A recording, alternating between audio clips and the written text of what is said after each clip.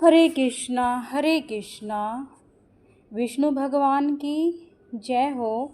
पुरुषोत्तम मास की जय हो। प्रिय श्रोताओं, आइए सुनते हैं पुरुषोत्तम महात्म्य कथा अध्याय 17। नारद जी बोले, हे कृपा के सिंधु, उसके बाद जागृत अवस्था को प्राप्त उस राजा दर्दनवा का क्या हुआ, सो मुझसे कहिए, जिसके सुनने से पापों का नाश होता है। नारायण जी बोले, अपने पूर्व जन्म के चरित्र को सुनने से आश्चर्य युक्त था और सुनने की इच्छा रखने वाले राजा धड़धनवा से वाल्मीकि ऋषि फिर बोले।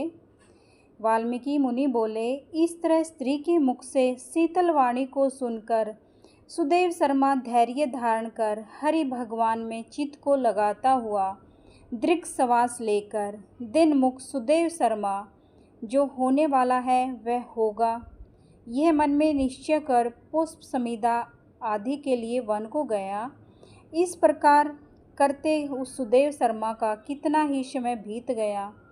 बाद किसी दिन समीदा कुछ फल पुष्प आदि के लेने के लिए वन को गया।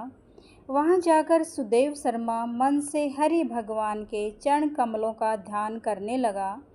उसी दिन उसका लड़का सुखदेव अपने मित्रों के साथ बावली को गया।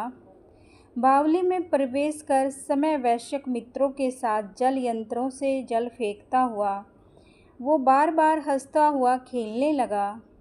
गर्मी ऋतु में बार बार जल से खेलता हुआ हर्ष को प्राप्त हुआ। इस तरह प्रेम में मगन सब बालकों से खेल करते हुए अथवा वह गहरे जल में चला गया। सुखदेव बच्चों के साथ खेल रहा था। उसने पानी में डुबकी लगाई। मित्र वर्ग के भय से छुपने के लिए उसने पानी के अंदर डुबकी लगाई, लेकिन बाहर ना आ सका। अपनी श्वास को रोककर अपने मित्रों को छलने से की इच्छा से वह अथाह जल में गोता लगा लिया, किंतु उस जल में व्याकुल होकर उससे बाहर निकलने की इच्छा करते अतः जल के अंदर ही बालक की मृत्यु हो गई। जल से निकलते हुए बालक को न देखकर वे सब मित्र बालक चकित होकर हाहाकार करते हुए बहुत जोर से दौड़े और अत्यंत शोक से ग्रस्त हुए बालक उसकी माता गौतमी के पास जाकर बोले। उन बालकों के अत्यंत अप्रिय वज्रपात के समान वचनों को सुनकर पुत्र से प्रेम करने वाली वह गौतमी तुरंत पृथ्वी पर गिर गई। उसी समय वन से सुदेव शर्मा आया। पुत्र का मरण सुनकर कटे वृक्ष के समान पृथ्वी पर गिर गया। बाद दोनों ब्राह्मण और स्त्री पुरुष उठकर बावली को गए। वहां जाकर मृत पुत्र को आलिंगन कर उसके शरीर को गोद में लेकर सुदेव शर्मा बारंबार पुत्र का मुख चूमने लगा। अपने गोद में स्थित मृत पुत्र को बार बार देखता हुआ रोता विलाप करता गदगद अक्षर से बोला। सुदेव शर्मा बोला, हे पुत्र, मेरे शोक को नाश करने वाले शीतल सुंदर और शुभ वचन को बोलो। हे वत्स, मेरे मन को प्रसन्न करो। वृद्ध माता पिता को छोड़कर तुम जाने के योग्य नहीं हो।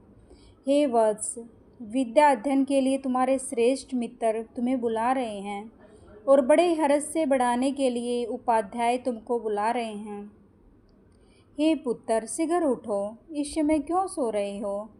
तुमको छोड़कर घर नहीं जाऊंगा। घर में मेरा क्या काम? तुम्हारे बिना इस समय मेरा घर शून्य जंगल के समान हो गया। तुमको फल मूल प्रिय हो तो मेरे सामने से उठो। यदि नहीं उठोगे तो वन को भी नहीं जाऊंगा। वन में क्या काम मेरा? मैंने कोई निंदित काम नहीं किया, ब्रह्म हत्या भी नहीं की। फिर किस कर्म के फल से मेरा पुत्र मर गया? अहो भरमा, तुमने ऐसा करके कौन सा बड़ा फल प्राप्त किया?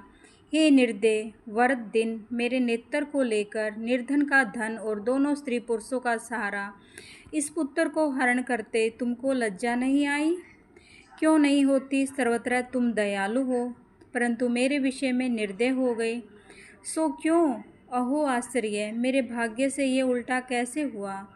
स्वभाव से सुंदर पुत्र की खोज इस समय मैं कहाँ करूँ? हे पुत्र, तुम्हारे मुख और सुंदर नेत्र को कहाँ देखूँगा?